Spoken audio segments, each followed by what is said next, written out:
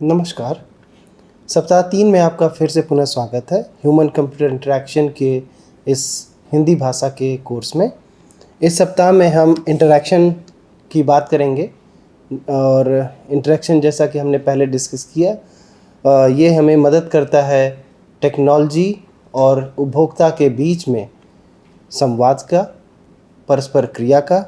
तो चलिए आगे बढ़ते हैं। जैसा कि हमने पिछले व्याख्यान में डिस्कस किया था, डिज़ाइन क्या है, किसे हम डिज़ाइन करना चाहते हैं, इंटरेक्शन डिज़ाइन क्या है, और हमने इंक्लूसिविटी, एक्सेसिबिलिटी और डिज़ाइन प्रिंसिपल्स के बारे में बात की थी। हमने कैसे डिस्कस किया था कि कैसे एक्सेसिबिलिटी और इंक्लूसिविटी बेसिकली हमें किसी भी मानव केंद्रित डिज़ाइन और सॉल्यूशन बनाने के लिए कैसे बहुत ही आवश्यक है, कैसे यह जो हमारा सेवा या उत्पाद हम बना रहे हैं केवल कुछ लोगों तक सीमित नहीं है, जबकि हम इसका उपयोगिता को एक बड़े स्तर पे, बड़े लोगों तक, ढेर सारे लोगों तक अपनी पहुंच बनाने का प्रयास करते हैं। हमने पिछले सप्ताह में इसके ऊपर एक ट्यूटोरियल पैनल और हैंड्स ऑन एक्सपीरियंस कैनवा के साथ दिया था, और साप्ताहिक असाइनमेंट के साथ मुझे आशा है कि आप लोगों ने काफ़ी कुछ सीखा होगा।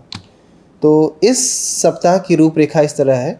हम डिज़ाइन थिंकिंग के बारे में बात करेंगे, डिज़ाइन प्रोसेस, प्रक्रिया के बारे में बात करेंगे। हम यह डिस्कस करेंगे कैसे इंटरैक्शन डिज़ाइन के लिए कैसे डिज़ाइन थिंकिंग और डिज़ाइन प्रोसेस आवश्यक हैं और वो किस तरीके से उसमें अपना योगदान देते हैं। हम इंटरैक्शन डिज़ाइन प्रोसेस के ऊपर इस सप्ताह में एक ट्यूटोरियल भी करेंगे और आपको फिग्मा टूल के साथ एक व्यवहारिक अनुभव भी प्रदान करेंगे। और अंत में हम आपको इस सप्ताह का असाइनमेंट भी देंगे, जिससे कि आप जो कुछ आपने सीखा है वहाँ पे उसका मूल्यांकन कर सकें। चलिए स्टार्ट करते हैं। इंटरैक्शन, परस्पर क्रिया। तो सबसे पहले हम डिज़ाइन थिंकिंग, डिज़ाइन प्रोसेस और कैसे ये इंटरैक्शन डिज़ाइन में कंट्रीब्यूट करते हैं, इसके बारे में हम चर्चा करते हैं। Interaction design can not be effective without a blend of creative exploration. जब हम एक खोज करते हैं, नवाचार से जुड़ा हुआ एक खोज करते हैं, तो मुख्यतः उसे हम डिज़ाइन थिंकिंग के बारे में बोलते हैं। और जब हम उसका एग्जीक्यूशन करते हैं, फाइनली उसको हम पटल पे लाते हैं अपने कार्य, एक स्टेप बाय स्टेप प्रोसेस के थ्रू, प्रक्रिया के थ्रू, तो वो मुख्यतः डिज़ाइन प्रोसेस के अंदर आता है। इसको हम उदाहरणों के माध्यम से और भी डिटेल में आगे डिस्कस करेंगे। जैसा कि मैंने बोला, दोनों एक अभिन्न अंग है इंटरैक्शन डिज़ाइन के, और डिज़ाइन थिंकिंग जो है मुख्यतः एक माइंडसेट प्रदान करता है, और डिज़ाइन प्रोसेस मुख्यतः एक स्ट्रक्चर्ड, एक सुनियोजित प्रक्रिया, स्टेप्स को प्रदान करता है, जिससे कि हम एक मीनिंगफुल और यूज़र सेंटर्ड इंटरैक्शन लोगों के बीच में, मुख्यतः आप कह सकते हैं उपयोगकर्ता के बीच में और टेक्नोलॉजी के बीच में प्रदान कर सकते हैं। तो यहाँ पे आप देख सकते हैं दोनों का रोल क्या है डिज़ाइन प्रोसेस, इंटरैक्शन डिज़ाइन में। तो डिज़ाइन थिंकिंग सहानुभूति करता है। ये बेसिकली एक तरह से ये माइंडसेट है जो कि लोगों की ज़रूरतों को पता करता है, उनकी ज़रूरतें क्या हैं, उनकी कह सकते हैं कि उनकी मुख्य ताकतें क्या हैं, क्या उनकी कमियां हैं, और जिससे कि हम उनके समस्याओं का एक अच्छा समाधान दे सकें। और डिज़ाइन प्रोसेस, जैसा कि हमने ऊपर भी बोला था, एक सिस्टमेटिक स्ट्रक्चर्ड स्टेप्स है, जो कि सुनियोजित स्टेप्स है, जिसको हम फॉलो करके एक कंक्रीट अपना सिस्टम बना सकते हैं और build usable, testable interaction system, जिसमें आप देख सकते हैं कि कैसे पहले प्रक्रिया के दौरान हम अपने यूज़र के बारे में जानते हैं, दूसरे प्रक्रिया के दौरान उनकी ज़रूरतों के हिसाब से एक कंप्लीट सिस्टम बनाते हैं, जिसको वह उपयोगकर्ता अपने दैनिक जीवन में या जब भी उसको ज़रूरत हो उसका प्रयोग करता है। तो डिज़ाइन थिंकिंग के बारे में चलिए थोड़ा सा और डिटेल में जानते हैं।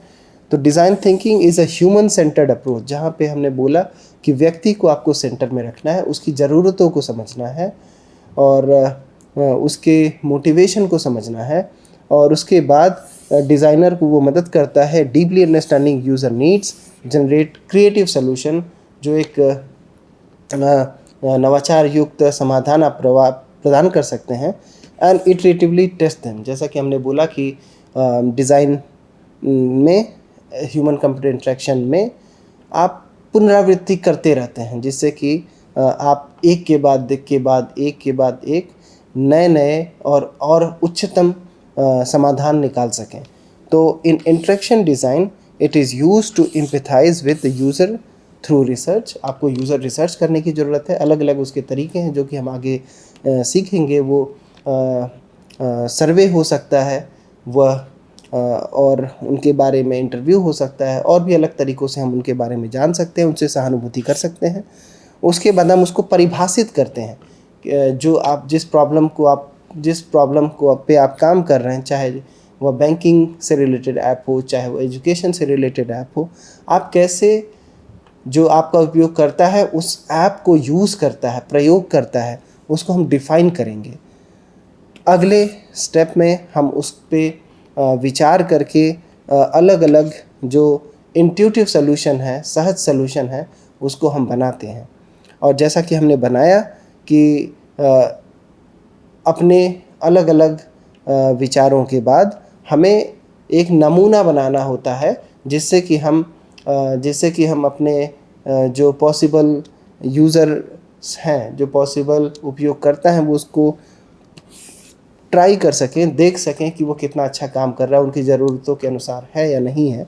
और फाइनली हम उसका मूल्यांकन करते हैं यूज़ेबिलिटी के लिए, उपयोगिता के लिए, और जो आपका उपयोग करता है उसके अनुभव के लिए। जैसा कि हमने पिछले व्याख्यानों में डिस्कस किया है कि हमारा अल्टीमेट एम है कि हम कैसे अपने उपयोगकर्ता के अनुभव को ज़्यादा से ज़्यादा बढ़ा सकें, उसके लिए जो भी हम सिस्टम बना रहे हैं बहुत आसानी से उसको यूज़ कर सके। तो ये एक तरह से इटरेटिव साइकिल है to designing usable and delightful interaction. कैसे हम एक बहुत ही उपयोगी और बहुत ही खुशनुमा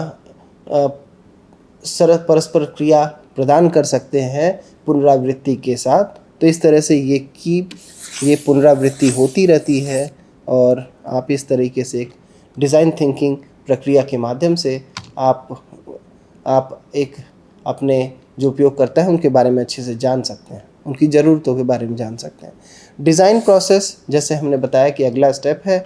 अब एक बार आप समझ गए, एक बार आप जान गए कि आपके उपयोगकर्ताओं की ज़रूरतें क्या हैं, उनकी ताकतें क्या हैं, उनकी स्ट्रेंथ क्या है, उनकी कमियां क्या हैं, उसके बाद आप स्टेप बाय स्टेप फ्रेमवर्क के माध्यम से प्रॉब्लम से सॉल्यूशन की ओर, समस्या से समाधान की ओर आगे बढ़ सकते हैं।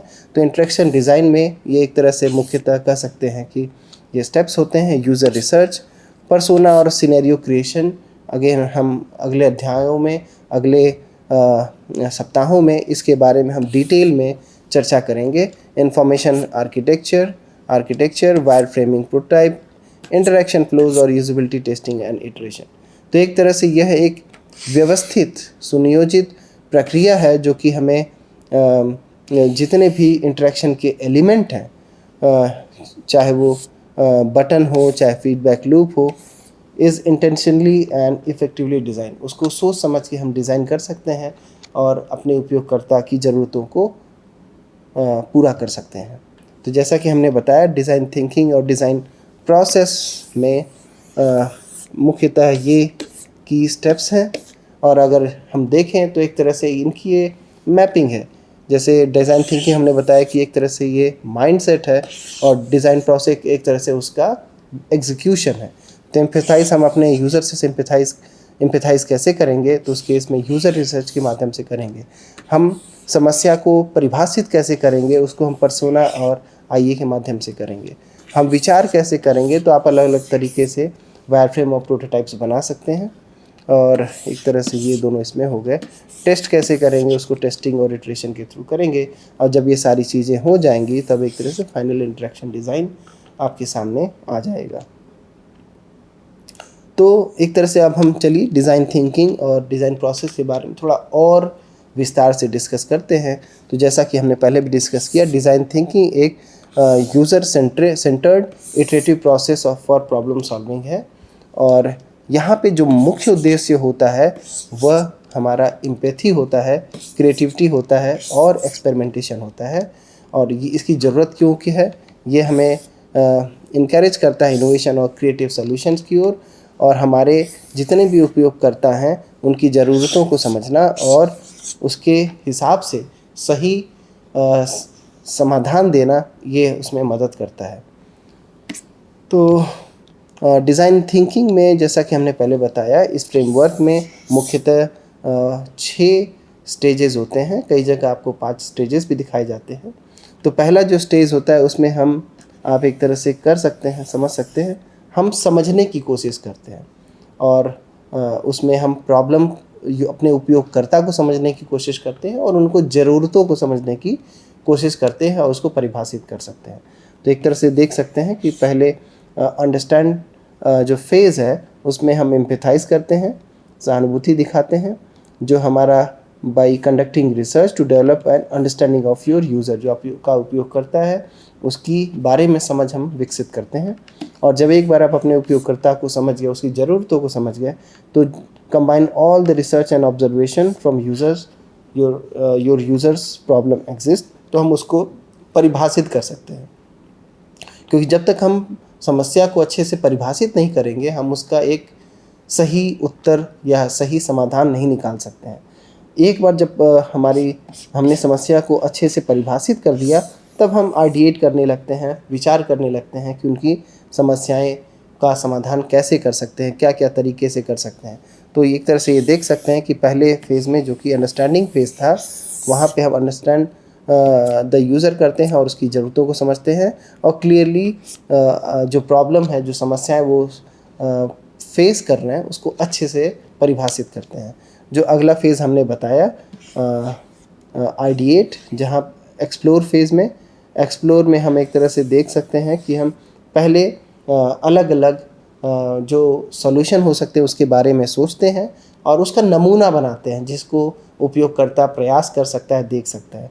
तो एक तरह से आप देख सकते हैं एक्सप्लोर फेज़ में ये आइडिएट और प्रोटोटाइप होता है। आइडिएशन में हम चर्चा के माध्यम से और अलग अलग तरीक़ों के माध्यम से वो चर्चाएं आप जो उपयोगकर्ता हो सकते हैं उनसे भी कर सकते हैं, अलग अलग एक्सपर्ट भी कर सकते हैं, और उसके माध्यम से पोटेंशियल जो पॉसिबल सॉल्यूशन है कुछ उनको निकालने की कोशिश करते हैं और उसके करस्पॉन्डिंग कुछ टेंजिबल सॉल्यूशन बनाते हैं जिसको आप छू सकते हैं, टच कर सकते हैं, देख सकते हैं, उसके साथ खेल सकते हैं और एक कुछ नमूने बनाते हैं। उस नमूने में हो सकता है कि सारे फीचर्स, सारे फंक्शनैलिटी ना हो, पर कोई बात नहीं, एटलीस्ट उनको एक फ़ील आ जाती है कि हमारा जो एंड प्रोडक्ट या सेवा बनेगा वो कुछ इस तरीके से होगा।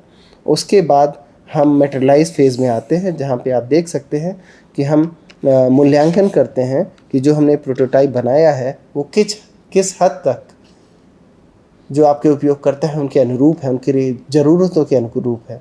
और उसके बाद फाइनली आप पुनरावृत्ति करते रहते हैं और इम्प्लीमेंट जो आपका विज़न था उसको एक तरह से हम इफ़ेक्ट में डालने के लिए इम्प्लीमेंट करते हैं। तो एक तरह से देख सकते हैं ये काफ़ी इटरेटिव नेचर है, पुनरावृत्ति इसमें होती रहती है और कभी कभार स्टेजेस ओवरलैप भी करते हैं, रिपीट भी करते हैं। और ऐसा नहीं कि एक के बाद ऐसे होता जाए, वो रिपीट भी कर सकता है, वापस आ सकता है और उसी तरीके से पुनरावृत्ति के माध्यम से हम इसको बड़े अच्छे से परिभाषित कर सकते हैं, खोज सकते हैं और उसका समाधान निकाल सकते हैं और फाइनली उसको हम इम्प्लीमेंट कर सकते हैं। तो एक केस स्टडी के माध्यम से एयरबीएनबी को अगर हम देखें तो एयरबीएनबी एक बहुत ही चर्चित वेल नोन एक तरह से कंपनी है जो कि हमें एक तरह से होटल का अल्टरनेटिव प्रोवाइड करती है अगर आप नए जगहों पे जाते हैं। और आप इसको इसलिए पसंद करते हैं क्योंकि एक तरह से आपको घर जैसा माहौल देता है, मतलब घर से आप दूर जाकर भी जैसे घर पे रहते हैं, सारी सुविधाओं के साथ रहते हैं। तो एक तरह से इनका जो आइडिया था Airbnb and breakfast, air bed and breakfast काफ़ी पॉपुलर हो रहा था बट 2008 में आप देख सकते हैं कि उनका वेबसाइट कुछ इस तरीके से था, और 2009 में धीरे धीरे आप देख सकते हैं कि इस तरह से आगे बढ़ा।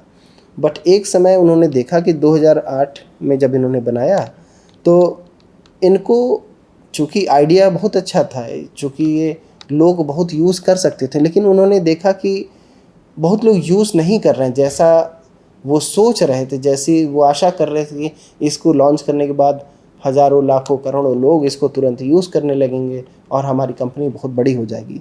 बट ऐसा हुआ नहीं। तो उन्होंने फिर उस पर डिज़ाइन थिंकिंग, अपना जो प्रोसेस था उसको अप्लाई किया, डिज़ाइन थिंकिंग जो प्रोसेस था अप्लाई किया। पहले डिज़ाइन थिंकिंग के माध्यम से वो अपने जितने भी उपयोगकर्ता उनके माइंडसेट को समझने की कोशिश किया, उनकी ज़रूरतों को समझने की कोशिश किया। केवल अब यहाँ पे दो तरह के उपयोगकर्ता हैं। एक उपयोगकर्ता वो है जिसको अपने घर से दूर जाके घर जैसा माहौल चाहिए और घर चाहिए किराए पे, और दूसरा व्यक्ति उपयोगकर्ता ऐसा है जो अपने घर को एक तरह से किराए पे दे रहा है, टेम्पररी। तो उसकी दोनों की अपनी अलग अलग समस्याएं और दोनों की अपनी अपनी आशाएं हैं। जैसे उपयोगकर्ता जो घर किराए पे लेना चाहता है, वो चाहता है उसको साफ़ सुथरा अच्छा घर मिले, सेफ घर मिले, वहाँ पे सारी सुविधाएं हों।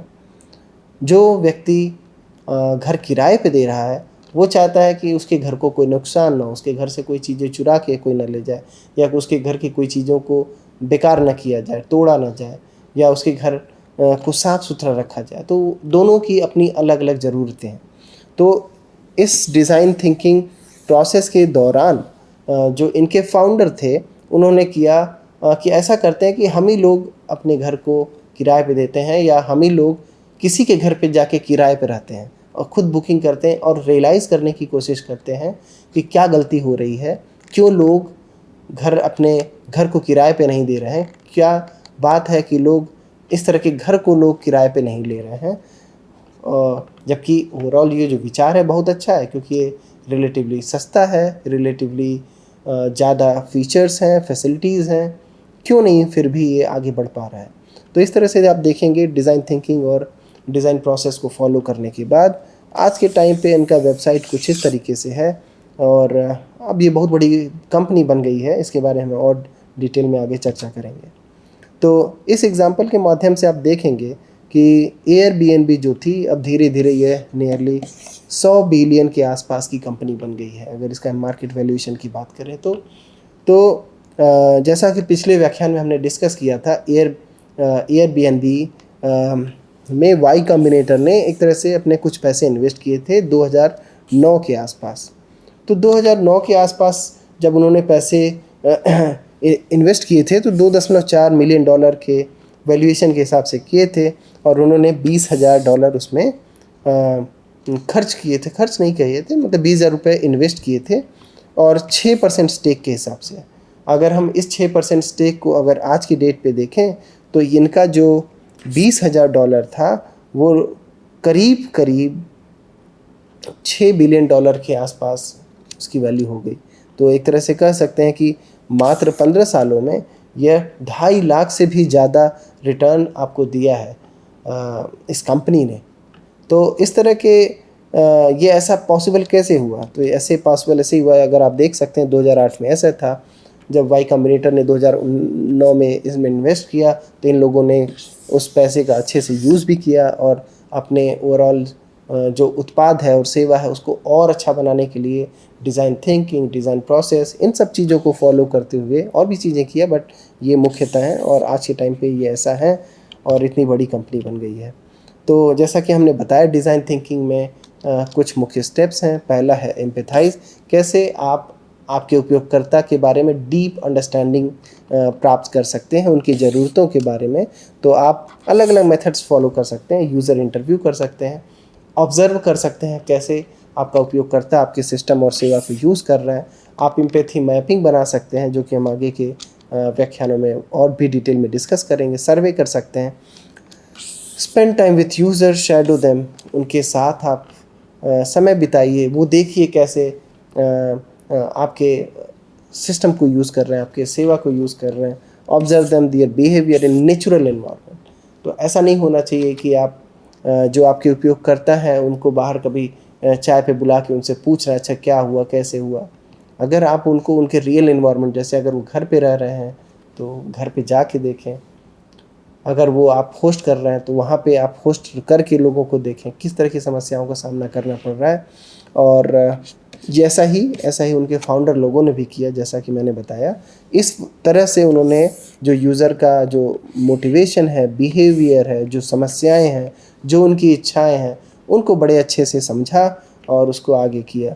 और भी कंपनी का एग्जांपल आप देख सकते हैं। Procter Gamble use empathy to redesign their line of sweeper product by observing people cleaning their homes leading to innovation and solution. इस तरीके से देख सकते हैं उन्होंने, प्रॉक्टर गैम्बल ने बनाया और बड़े अच्छे से उसका यूज़ किया। तो हमने जैसे बताया कि पहले स्टेप्स में पता करने के बाद कि आपके उपयोगकर्ताओं की समस्याएं क्या हैं, उनकी इच्छाएं क्या हैं, तो उसके बाद आप उसको परिभाषित कर सकते हैं। जब तक आप उनको अच्छे से परिभाषित नहीं करेंगे, यह आप उसका एक स्ट्रक्चर्ड तरीके से सही सॉल्यूशन नहीं निकाल सकते हैं। तो एक तरह से डिफाइन जो स्टेप होता है वो हमें आइडेंटिफाई करता है की insight and patterns from the user research, जो कि हमने पिछले स्टेप में किया था। और उसके बाद हम प्रॉब्लम स्टेटमेंट को क्लियर एंड कंसाइज बनाते हैं। और ये करने के लिए हाउ माइट वी, इस तरीके से फॉर्मेट को आप क्रिएटिव सोल्यूशन निकाल सकते हैं, जिसको हम आगे देखेंगे। सो fall in love with the problem not the solution. जब तक आप समस्याओं को अच्छे से नहीं समझेंगे, आप उनका सोल्यूशन भी अच्छे से नहीं निकाल सकते हैं। जैसे एग्जांपल के तौर पे आप देख सकते हैं, नाइकी ने नाइकी प्लस ऐप को बनाया था and they define the problem around the motivation to exercise, focusing on social and personal encouragement. तो इस तरह से आप देख सकते हैं।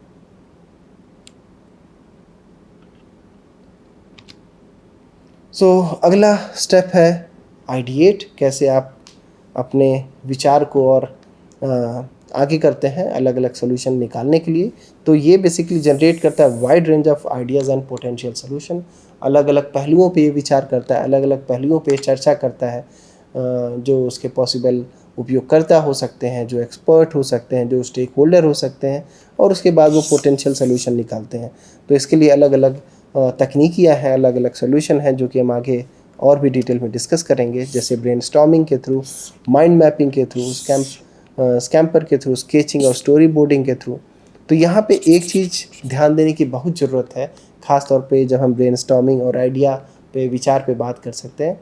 हमें जितने भी लोग उसमें भाग ले रहे हैं उनको ये बताने की ज़रूरत है कुछ भी छोटा नहीं है, कोई भी आइडिया छोटा नहीं है। आपके मन में जो आ रहा है आप बोलिए, आपके मन में जो प्रश्न आ रहा है छूटिए। वो आपको बेकार से बेकार प्रश्न लग सकता है, सिली आइडिया लग सकता है, लेकिन फिर भी आप बोलिए, क्योंकि उसके बाद जब उस पर चर्चाएँ होती हैं तो कुछ अच्छी चीज़ें निकल के आती हैं। तो यहाँ पे इस लिए आइडिएशन स्टेज में हमें ये क्लियरली इनकरेज करने की ज़रूरत है, no idea is a bad idea. और ये बेसिकली हमें एक तरह से फोस्टर क्रिएटिविटी करता है। और इस तरह से आप कई टेक्निक हैं, जैसे crazy 8S, where participant sketch 8 different ideas in just 8 minute to encourage quick thinking. उसके बाद उसको पे विचार पे, उसके अलग अलग पहलुओं पे चर्चा करिए, क्या अच्छा है इसमें, क्या बुरा है। और उसके बाद प्रॉब्ली सभी लोग मिल के जो अच्छी चीज़ें थी उसको कंबाइन करके एक और भी अच्छा सोल्यूशन एक ग्रुप के माध्यम से निकाल सकते हैं। तो एग्जांपल के तौर पे यहाँ पे देख सकते हैं आइडियो शॉपिंग कार्ट प्रोजेक्ट। इसमें एक तरह से आज के टाइम पे आप जब मॉल्स वगैरह में जाते हैं तो इस तरह अलग अलग तरीके के शॉपिंग कार्ट समय के साथ डेवलप हुए हैं, आए हैं, जो कि अलग अलग एक तरह से कर सकते हैं, जो आपके उपयोग करता है उनको सामान खरीदने में, उनको ले जाने में बहुत मददगार साबित हुए हैं। So our team brainstormed hundreds of ideas leading to an innovative concept like safer, more convenient and more user friendly shopping cart। तो आज के टाइम पे आज जो शॉपिंग कार्ट दिखते हैं, ऐसा नहीं वो एक दिन में आ गया है, उसमें ढेर सारी चर्चाएं हुई हैं, ढेर सारे सॉल्यूशन हुए निकले हैं। उसके बाद जो उसमें ऑप्टिमल और बेस्ट सॉल्यूशन था उसको, उसका क्रियान्वयन होते हुए आप अपने रियल लाइफ में, व्यवहारिक जीवन में देखते हैं। प्रोटोटाइप, जब एक बार आप पॉसिबल सॉल्यूशन निकाल लिया तो आपको कुछ कंक्रीट, कुछ टेंजिबल बनाने की ज़रूरत है, जिसको आप छू सकते हैं, देख सकते हैं, खेल सकते हैं। तो उसके लिए आपको कुछ नमूने बनाने की ज़रूरत होती है। तो उसके लिए आप अलग अलग तरीके के प्रोटोटाइप्स बना सकते हैं, नमूने बना सकते हैं। और ये नमूने भी कई तरीके के होते हैं। सिंपल बहुत ही लो वर्जन का बना सकते हैं, जिसे आप लो फिडेलिटी बोलते हैं। यहाँ पे फिडेलिटी का अर्थ कितना वास्तविक है जो आपने नमूना बनाया है एक्चुअल प्रोडक्ट या सेवा जब आप कल को बनाएंगे। तो इस तरह से देख सकते हैं लो फिडेलिटी, जो कि बहुत ही क्रूड, बहुत ही सिंपल नमूना होता है। आप स्केच के माध्यम से बना सकते हैं, वायर फ्रेम्स के माध्यम से बना सकते हैं, इवन मॉकअप कर सकते हैं। मिड फिडेलिटी जो कि थोड़ा सा स्ट्रक्चर्ड होता है, थोड़ा सा ग्रे स्केल और इंटरैक्टिव होता है, कुछ हद तक उसमें परस्पर क्रिया कर सकते हैं, बट काफ़ी फीचर्स और फंक्शनैलिटी उसमें मिसिंग होती है। हाई फिडेलिटी जो कि थोड़ा डिटेल होता है और थोड़ा इंटरैक्टिव प्रोटोटाइप होता है, जहाँ पे आप संवाद स्थापित कर सकते हैं जो उत्पाद या सेवा है उसके साथ इंटरैक्शन, परस्पर क्रिया के माध्यम से आप उसमें और भी चीज़ें देख सकते हैं। तो अलग अलग तरीके के प्रोटोटाइपल टूल हैं, जिसमें Figma, Adobe XD, sketch, cardboard, paper और ये से सारी चीज़ें। अगेन जब हम प्रोटोटाइप के ऊपर डिटेल में अगले कुछ सप्ताह में चर्चा करेंगे तो हम इसके बारे में बात करेंगे। तो यहाँ पे हमारा मुख्य उद्देश्य यही है, कितना जल्दी से जल्दी हम प्रोटोटाइप नमूना बना सकते हैं, explore solutions, get feedback, check its feasibility and so on. तो उस तरीके से एप्पल ने ढेरों प्रोटोटाइप ऐसे बनाए। उसके बाद उन्होंने आईफोन को एक तरह से मार्केट में लाया, और उन्होंने बेसिकली टेस्ट एवरीथिंग फ्रॉम अलग अलग जो उसकी साइजेस होने चाहिए, बटन होने चाहिए, वो बटन कहाँ पे होने चाहिए, कलर स्कीम क्या होने चाहिए, आईफोन का साइज़ क्या होना चाहिए, और अलग अलग उसके जो भी पहलू हैं वो करके फिर उसको उन्होंने आगे मार्केट में लाया, जिससे कि यूज़र का अनुभव जो था, उपयोगकर्ता का जो अनुभव था, बहुत ही अच्छे से, बहुत ही ज़्यादा से ज़्यादा किया जा सके। और यही वजह है कि जब भी आईफोन कोई लॉन्च होता है तो लोग पागलों की तरह दुकान पर टूट पड़ते हैं, लंबी लंबी लाइनों पे लग जाते हैं, एक दो दिन पहले से लग जाते हैं, जिससे कि वो पहले दिन ही उसे ख़रीदना चाहते हैं। और जैसा कि हमने पहले बताया, जो भी नमूने बताए आपने, वह कितना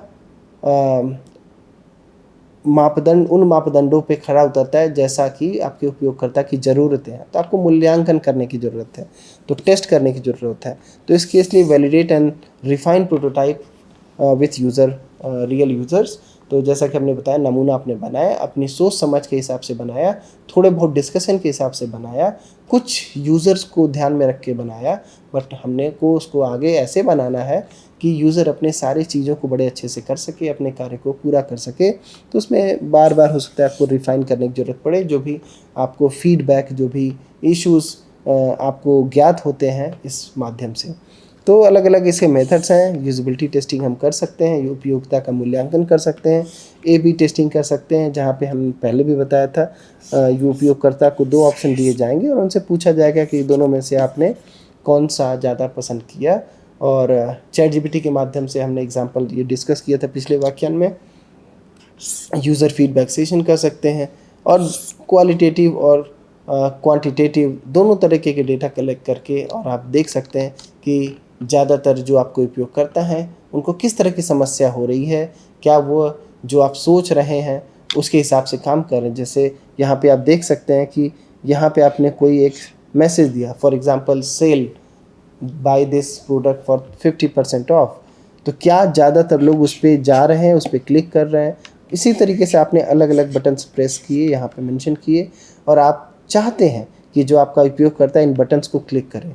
तो एक तरह से यहाँ पे हीट मैप के थ्रू आप देख सकते हैं कि ज़्यादातर यूज़र कहाँ पे क्लिक कर रहे हैं, कहाँ पे अपने माउस को होवर कर रहे हैं, और इस तरीके से आप एक तरह से हीट मैप बना सकते हैं और देख सकते हैं कि क्या उपयोगकर्ता आपके अनुसार काम कर रहा है कि नहीं।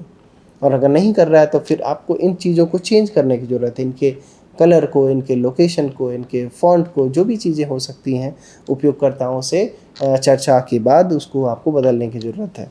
सो Google design sprint process include very rapid testing and iteration of a new product idea in just 5 days। तो एक तरह से 5 दिन के अंदर उनको वेरी क्विक प्रोटोटाइप बना के एक आइडिया मिल जाता है कि ये काम करेगा नहीं करेगा। क्योंकि आप जितना लंबा समय लेंगे, जितना ज़्यादा लोगों को लगाएंगे, जितना देर करेंगे, आप एक तरह से हो सकता है कि गलत डायरेक्शन में जा रहे हो और बहुत दूर जा रहे हो। एक समय ऐसा हो सकता है कि शायद आप इतने दूर चले गए कि वापस आना मुश्किल। और उसके बाद आप फाइनली इम्प्लीमेंटेशन स्टेज होता है, जिसमें जब हमने अपने उपयोगकर्ता से डिस्कशन के बाद, पुनरावृत्ति के बाद प्रोटोटाइप को एक तरह से ऐसा बना दिया जो कि अब कह सकते हैं कि उपयोगकर्ता के अनुरूप है, उनकी आशाओं के अनुरूप है, उनकी ज़रूरतों के अनुरूप है, तो आप एक ऐसा सॉल्यूशन मेटलाइज कर सकते हैं and touches the life of your end user. तो एक तरह से ये फाइनल क्रिटिकल स्टेप है डिज़ाइन थिंकिंग में, दैट ऑफन गेट्स ओवरलुक्ड। तो ऐसा डॉन नॉर्मन ने बोला था, we need more design doing. So design thinking is not just about ideation, it requires action। तो अगेन उस तरह से देखें तो इसको बाद में डिज़ाइन प्रोसेस से काफ़ी रिलेशन हम कर सकते हैं। Implementation is where creativity is tested and ideas become reality. तो इस तरीके से आप देख सकते हैं कि अलग अलग लोगों ने इम्प्लीमेंटेशन स्टेज के बारे में आगे बताया है। तो जैसा कि हमने पहले ही बताया कि ये काफ़ी, इसमें पुनरावृत्ति होती रहती है। ऐसा नहीं कि आपने एक बार स्टार्ट किया तो ख़त्म कर दोगे एक बार में। आपको पुनरावृत्ति अलग अलग स्टेजेस में, चाहे वो अंडरस्टैंडिंग में भी आपको कई बार पुनरावृत्ति करने की ज़रूरत पड़ेगी, एक्सप्लोरेशन में भी पुनरावृत्ति करने की ज़रूरत पड़ेगी। कभी कभी हो सकता है कि एक्सप्लोरेशन में ही आप आगे पीछे जाएं, या हो सकता है कि आपको पुनः वापस शुरुआत से फिर से सारी चीज़ें शुरू करनी पड़े जो बेस्ड ऑन आपकी लर्निंग है अभी तक।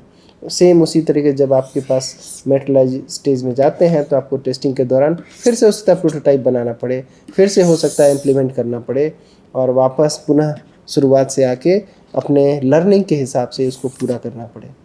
तो इस तरह से आप देख सकते हैं ये एक लीनियर प्रोसेस नहीं है, ये एक अरेखीय प्रोसेस है जहाँ पे अलग अलग स्टेजेस को फिर से पुनरावृत्ति की जाती है, और यहाँ पे मूल्यांकन के माध्यम से जो प्रॉब्लम है उसको भी फिर से डिफाइन किया जाता है, रीडिफाइन किया जाता है। Continuous improvement through the user feedback, यहाँ पे जैसे जैसे आपके उपयोगकर्ताओं के फीडबैक आपको मिलते रहते हैं, आप अपने सॉल्यूशंस को और भी इम्प्रूव करते जाते हैं।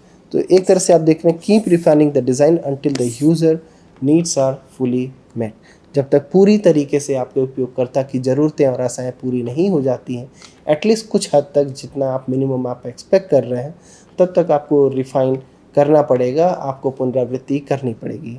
जैसे यहाँ पे देख सकते हैं, Netflix regularly iterates it recommendation algorithms and interfaces based on the user feedback and testing to improve user engagement. Chat GPT का एग्जांपल भी हमने जो डिस्कस किया था कि जैसे आजकल चैट जीपीटी आपको आपके प्रॉम्प्ट के लिए दो एक तरह से ऑप्शन देता है, और आप उसमें चूज़ करते हैं कौन सा प्रीफर करते हैं। एक लेवल तक करने के बाद वो उसको बंद कर देगा और देखेगा कि ज़्यादातर जो उपयोगकर्ता है वो ऑप्शन 1 को सेलेक्ट कर रहा है, तो फिर वो फाइनल जो इम्प्लीमेंटेशन करेगा वो ऑप्शन 1 के साथ करेगा।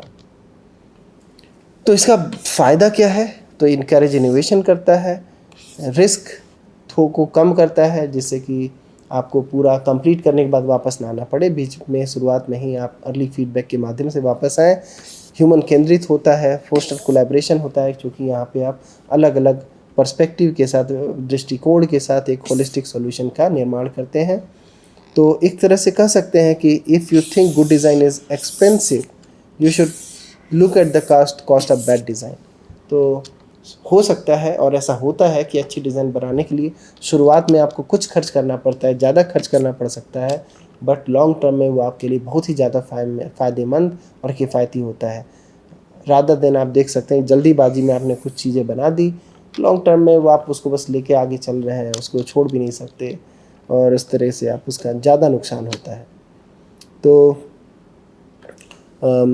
केस स्टडी में डिज़ाइन थिंकिंग अलग अलग जो वर्क में यूज़ होते हैं, तो Stanford D school's approach to reimagining patients experience. तो आप एक तरह से देख सकते हैं कि कैसे पेशेंट के एक्सपीरियंस के हिसाब से यहाँ पे प्रॉब्लम को डिफाइन किया, प्रॉब्लम को बताया गया है।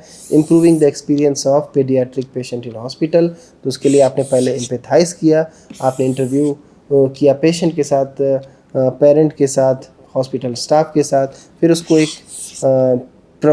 एक तरह से उसको परिभाषित किया कि ये जो प्रॉब्लम है, हमें एंजाइटी को कम करना है children during the hospital visit, और उसके बाद हम उस पर विचार करते हैं अलग अलग आइडियाज़ के साथ, और पॉसिबल सोल्यूशन के बारे में सोचते हैं, और प्रोटोटाइप के दौरान हम एक तरह से नमूना बनाते हैं जो किड फ्रेंडली हो, वेटिंग रूम में हो, और फाइनली उसका हम मूल्यांकन करते हैं जो भी फीडबैक मिला उसके हिसाब से उसको फर्दर इटरेट करके बनाते हैं, और फाइनली एक तरह से आउटकम जो हमारा आता है, जो निष्कर्ष आता है, समाधान आता है, वो काफ़ी इंगेजिंग और लेस स्ट्रेसफुल एनवायरनमेंट होता है यंग पेशेंट के लिए। तो उसी तरीके से आप देख सकते हैं विजुअली इम्पेयर्ड पर्सन के लिए हम कैसे problem, empathy, define, ideate, prototype, test और आउटकम पे कर सकते हैं। तो ये मैं आपके ऊपर छोड़ता हूँ, आप कैसे इसको और इमेजिन कर सकते हैं, विजुलाइज कर सकते हैं और इसके बारे में और इन्फॉर्मेशन ले सकते हैं। तो और भी ढेर सारे ऐसे सॉल्यूशंस आप कर सकते हैं। तो इस कार्य के लिए मैं आपको घर के लिए कार्य दे रहा हूँ। आप देख सकते हैं कि imagine a passengers experience for cab booking. So cab booking में किस तरह की समस्याओं का आपको सामना करना पड़ता है, किस तरह की परेशानियों का सामना करना पड़ता है। अगर आपको इसका सोल्यूशन बनाना होता तो कैसे आप इन अलग अलग स्टेप्स के माध्यम से, स्टेजेस के माध्यम से आप यहाँ पे इन चीज़ों को बताएंगे और एक सोल्यूशन बताएंगे कि कैसे आप पैसेंजर के एक्सपीरियंस को और अच्छा कर सकते हैं। तो इसमें कई चैलेंजेस भी आते हैं, जैसे अलग अलग स्टेक होल्डर को साथ में लाना और उनको इन एग्रीमेंट के उनका एग्रीमेंट लेना, तो थोड़ा सा, और उनके गोल, सभी के गोलों के हिसाब से अलाइन करना बड़ा मुश्किल होता है। Balancing creativity with practical constraint. तो आपके पास बहुत ढेर सारे नवाचार विचार हो सकते हैं, क्रिएटिव एकदम थिंकिंग हो सकती है, बट शायद उसको लागू करना बड़ा मुश्किल हो सकता है अलग अलग कंस्ट्रेंट की वजह से। सिमिलरली आप managing iteration cycle with tight deadline. हर कोई चाहता, हर कंपनी चाहता आप उसको जल्दी से जल्दी सोल्यूशन, समाधान निकाल के दें। तो उसमें आप कई बार ऐसा नहीं कर सकते कि बार बार इटरेशन करता रहे, उसी लूप में आप घूमते रहें और आपका जो कंपनी है आपका वेट करता रहे। तो एक तरह से वो भी एक तरह से कंस्ट्रेंट है, आपके पास समय तो कम से कम होता है और जल्दी से जल्दी आपको अच्छा से अच्छा उत्तर, समाधान निकालना पड़ता है। Ensuring diverse representation for inclusive solution. जैसा कि हमने पहले भी डिस्कस किया था, कैसे हम एक अनेकों लोगों को, ढेर से ज़्यादा लोगों को अपना ये सोल्यूशन बना सकते हैं। उसके लिए डाइवर्स बनाने के लिए ये भी एक बड़ा मुश्किल सवाल है, कैसे आप हर तरह के लोगों को इंक्लूड कर पाएँ एटलीस्ट डिज़ाइनिंग और डेवलपमेंट फेज़ में। तो ये आप एग्जांपल देख सकते हैं।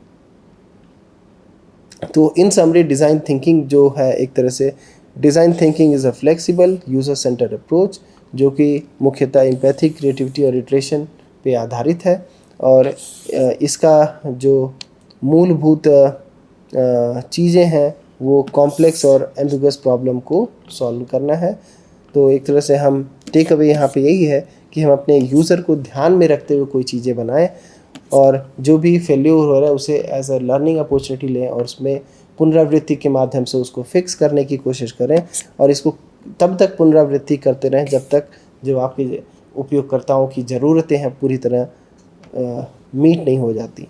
The only way to learn is learn faster than anyone else. चलिए, तो डिज़ाइन थिंकिंग के बाद हम डिज़ाइन प्रोसेस के बारे में बात करते हैं। जैसा कि हमने पहले डिस्कस किया, डिज़ाइन थिंकिंग एक तरह से माइंडसेट है और डिज़ाइन प्रोसेस एक तरह से उसका एग्जीक्यूशन है। तो एग्जीक्यूशन कैसे हो सकता है?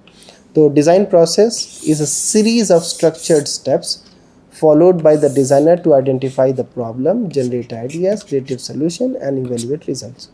तो एक तरह से ये डिज़ाइनर को बताता है कैसे आप जो आपके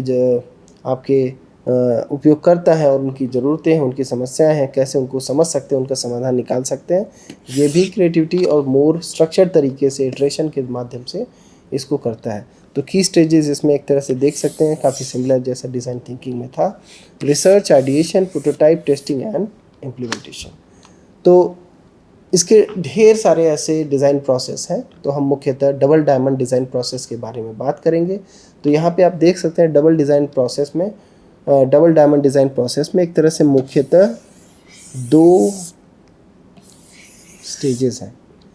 जो पहला स्टेज है उसे हम बोलते हैं प्रॉब्लम स्पेस। तो प्रॉब्लम स्पेस में आप देख सकते हैं हम समस्या क्षेत्र कह सकते हैं। जो दूसरा स्टेज होता है वो मुख्यतः कह सकते हैं सॉल्यूशन स्पेस, समस्या के बाद समाधान का जो क्षेत्र है।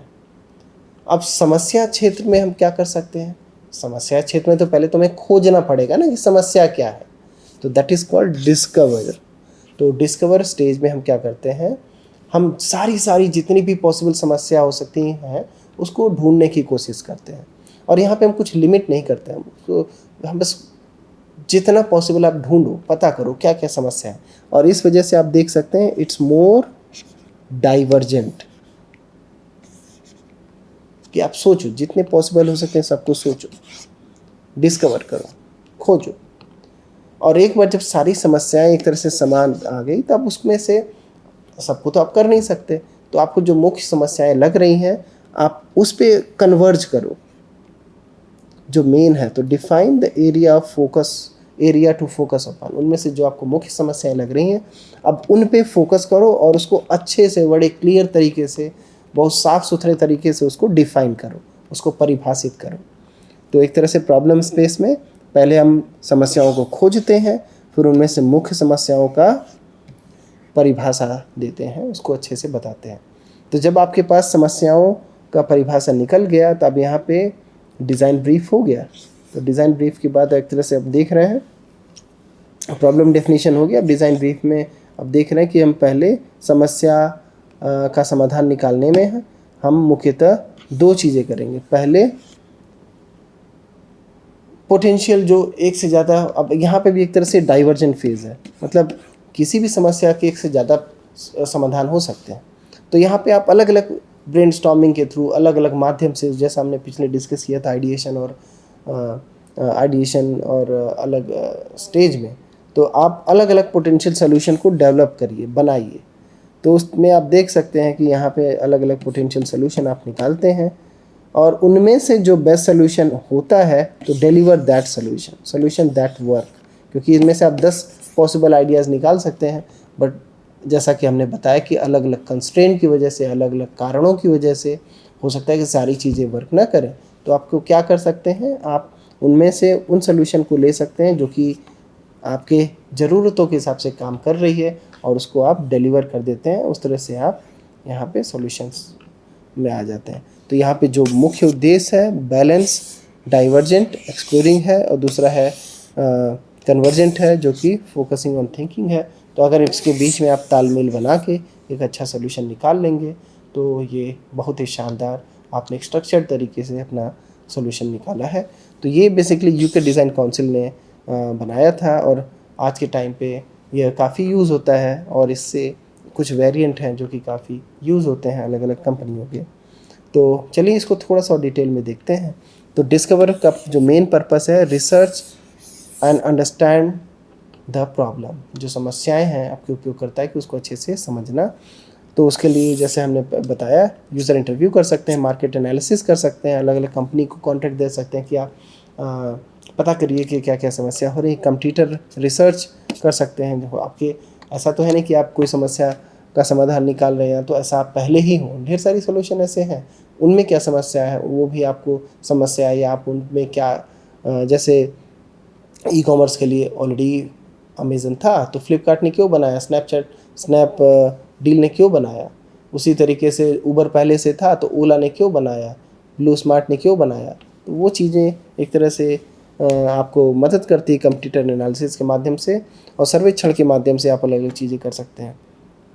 तो इसका मुख्य उद्देश्य ये है कि आप जो उपयोगकर्ता है उनकी इनसाइट को जाने और उनकी की चैलेंजेस, जो उनको समस्याएं हो रही उनको जाने। उसके बाद आप डिफाइन स्टेज में जैसे आते हैं तो यहाँ पर narrow down the focus on clear and concise problem statement.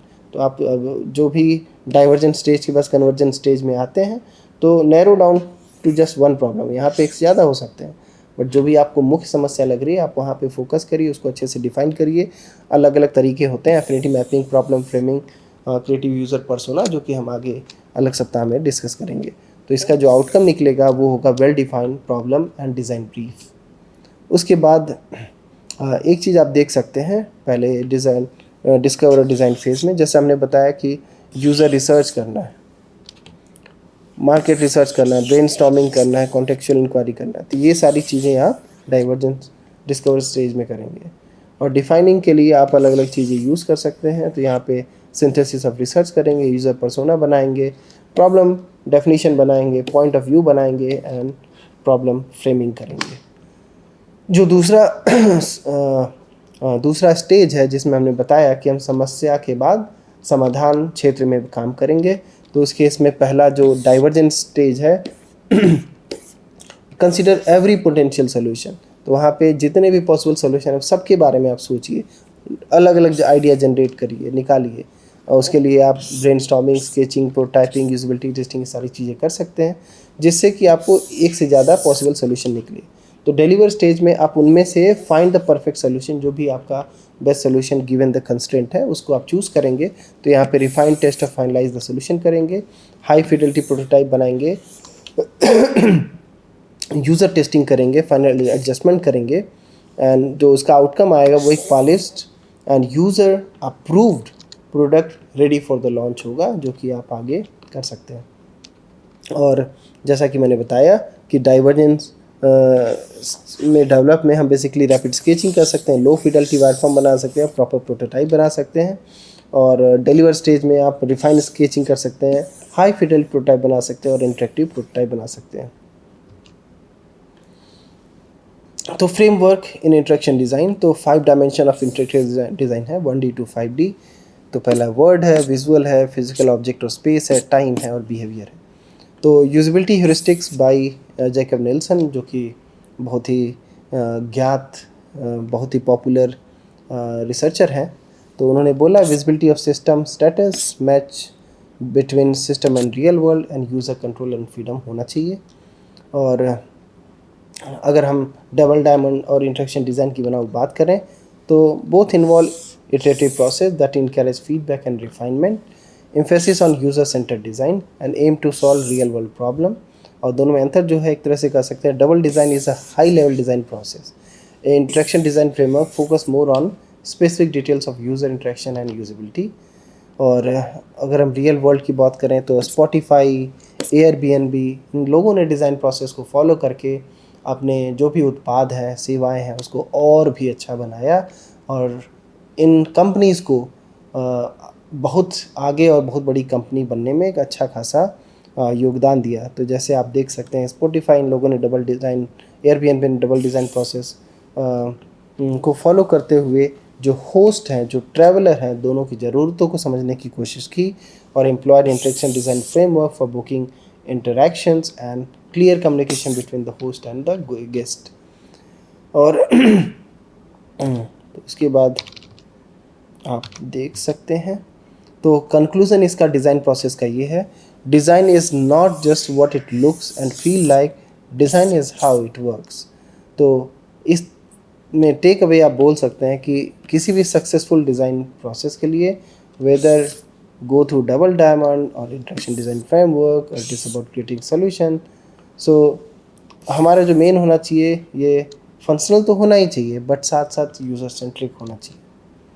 तो एक तरह से आप मेन डिफरेंस देख सकते हैं डिज़ाइन थिंकिंग और डिज़ाइन प्रोसेस में। डिज़ाइन प्रोसेस काफ़ी स्ट्रक्चर्ड सीक्वेंस ऑफ स्टेप है, डिज़ाइन थिंकिंग थोड़ा सा माइंडसेट है एंड प्रॉब्लम सॉल्विंग है अपने यूज़र को जानने के बाद। तो चलिए एक एग्जांपल के माध्यम से देखते हैं। तो डिज़ाइन थिंकिंग में it involves user centred mindset that begins with understanding the problem. जैसे एयरबीएनबी के केस में हमने बताया था कि पहले डिज़ाइन थिंकिंग के माध्यम से आप पहले अपने यूज़र को, होस्ट को, उनकी समस्याओं को, उनकी ज़रूरतों को समझ सकते हैं और डिज़ाइन प्रोसेस और इंटरेक्शन डिज़ाइन के माध्यम से आप फाइनली उसको क्रियान्वित कर सकते हैं। तो ये हमने बताया क्रियान्वयन स्टेप। और डिज़ाइन थिंकिंग के बीच में जो मेन डिफरेंस है आप देख सकते हैं, जो कि हमने पहले भी बताया था, तो हम इसको दोबारा नहीं भूलते हैं।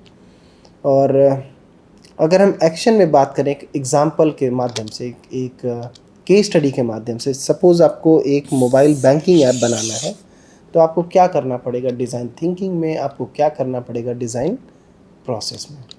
तो आप देख सकते हैं डिज़ाइन थिंकिंग के समय वह एम्फेसाइज़ करेगा, इंटरव्यूज़ लेगा, जिससे कि बैंकिंग जो ऐप है, करंट ऐप्स हैं, करंट समस्याएं हैं, उनको अभी कैसे यूज़ कर रहा है। उसके बाद परिभाषित करेगा समस्याएं, जैसे इस केस में एक उसको सिंपल और सिक्योर तरीका चाहिए अपने बैंक में बैलेंस चेक करने के लिए, पैसे को ट्रांसफ़र करने के लिए, अलग अलग जो उसकी यूटिलिटीज़ हैं उसके बिल को पे करने के लिए, जैसे बिजली का बिल, पानी का बिल, मोबाइल का बिल, उसके बाद अलग अलग आप ब्रेनस्टॉर्मिंग के माध्यम से सॉल्यूशन निकालेंगे, कैसे चेक कर सकता है, क्या कर सकता है। जैसे वॉइस असिस्टेंट हो सकता है, फिंगरप्रिंट के साथ लॉगिन हो सकता है, उसको सिक्योर बनाने के लिए वन क्लिक बैलेंस चेक हो सकता है, चूँकि तुरंत आप जल्दी से जल्दी पता करना चाहते हैं।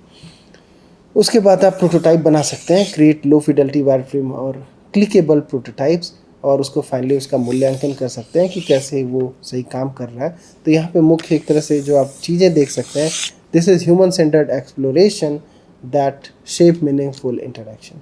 और उसी तरीके से डिज़ाइन प्रोसेस में करस्पॉन्डिंग यूज़र रिसर्च होता है, जिसमें सर्वे इंटरव्यू करते हैं, पर्सोना बनाते हैं। जैसे हम बताते हैं कि जैसे राज जो कि 60 ईयर के हैं, मोबाइल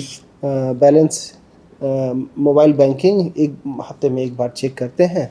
उसी तरीके से एक विशाल एक कॉलेज स्टूडेंट है जो कि क्लास कह सकते हैं कि बीटेक सेकेंड ईयर का है, और वह इतनी बार अपने मोबाइल ऐप को यूज़ करता है, डेली खाने पे कैंटीन में जाता है तो यूज़ करता है। अगेन इन्फॉर्मेशन कैसे आप नेविगेशन मेनू टास्क फ्लो को डिफ़ाइन करेंगे, कैसे आप वायरफ्रेम बनाएंगे प्रोटोटाइप के लिए ये देखेंगे। फिर डेवलप प्रोटोटाइप मॉकअप फिग्मा के थ्रू कर सकते हैं, फिर फाइनली यूजेबिलिटी टेस्टिंग कर सकते हैं ए/बी टेस्टिंग और बिहेवियर टेस्टिंग के लिए। तो एक तरह से ये स्ट्रक्चर्ड एग्जीक्यूशन है जो कि हमने पहले वो मोर माइंडसेट के माध्यम से देखा था। तो देख सकते हैं, तो ये जो कंबाइंड इम्पैक्ट है दोनों का इंटरेक्शन डिज़ाइन के ऊपर। अब जो फाइनल ऐप बनेगा वो इजी टू नेविगेट होगा, वो सपोर्ट करेगा सुरक्षित और सहज इंटरेक्शन को, परस्पर क्रिया को, और work across different devices end user abilities. अलग अलग तरीके के जो उपयोगकर्ता हैं, चाहे वो राज हो जो कि 60 ईयर के ओल्ड पर्सन है, या विशाल हो जो कि college going B Tech second year के छात्र हैं। It offers a satisfying experience and thanks to the iterative feedback, जो कि बार बार पुनरावृत्ति के बाद इन चीज़ों को बड़े अच्छे से हैंडल किया गया है। तो इस व्याख्यान को ख़त्म करने के पहले मैं आपको घर के लिए कार्य देना चाहता हूँ। मैं चाहता हूँ कि डिज़ाइन थिंकिंग और डिज़ाइन प्रोसेस के लिए जो इस तरह के फॉलोइंग ऐप्स हैं, आप इन ऐप के लिए उसी तरीके से कैसे डिज़ाइन थिंकिंग में आप क्या कर सकते हैं, डिज़ाइन प्रोसेस में क्या कर सकते हैं, और फाइनली ये ऐप बनाने के लिए कैसे आप कर सकते हैं, जैसा कि हमने पहले एग्जांपल के माध्यम से बताया था। तो designing a digital wallet for rural users, कैसे आप रीडिज़ाइनिंग हॉस्पिटल अपॉइंटमेंट सिस्टम बना सकते हैं, कैसे आप स्मार्ट लर्निंग ऐप फॉर जो नहीं देख सकते या कम देख सकते उनके लिए बना सकते हैं, कैसे आप hyper local grocery delivery app for senior citizen बना सकते हैं, कैसे आप पब्लिक ट्रांसपोर्ट टिकटिंग सिस्टम बना सकते हैं जिससे कि बड़े आसानी से आप टिकट खरीद सकें, एक जगह से दूसरे जगह जा सकें, कैंसिल कर सकें, डेट चेंज कर सकें, रीशेड्यूल कर सकें, ये सारी चीज़ें कर सकें। मेंटल हेल्थ सपोर्ट के लिए आप बता सकें, आजकल कॉलेजेस में इतने ढेर सारे काम दिए जाते हैं, ढेर सारे स्ट्रेस होते हैं, जो कि बच्चे उससे कैसे उबर सकें, उस पर हम कुछ कर सकें। इनकम टैक्स फाइलिंग हम बेहतर तरीके से, बड़े अच्छे तरीके से कर सकें, सुगमता के साथ कर सकें, ख़ास तौर पे वो जो पहली बार कर रहे हैं तो कैसे हम कर सकते हैं।